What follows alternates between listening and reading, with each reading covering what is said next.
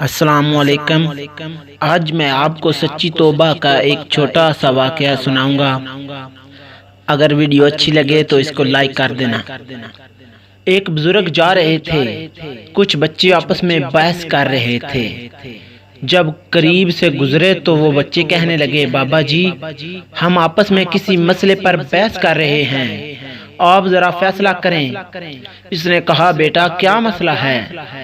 بچے نے کہا کہ ہم آپس میں بحث کر رہے ہیں کہ ایک آدمی بڑا نیک ہو، کبھی گناہ نہ کیا ہو، اس کے دل پر اللہ کی خاص نظر رہتی ہے، یا ایک آدمی بڑا ہی گنہگار ہو اور سچی توبہ کر لے، اس کے دل پر خاص نظر رہتی ہے۔ وہ بزرگ فرمانے لگے، بیٹا میں عالم تو نہیں ہوں، تاہم ایک بات میرے تجربے میں آئی ہے۔ میں کپڑا بنتا ہوں، کھڈی چلاتا ہوں، دھاگے ہوتے ہیں۔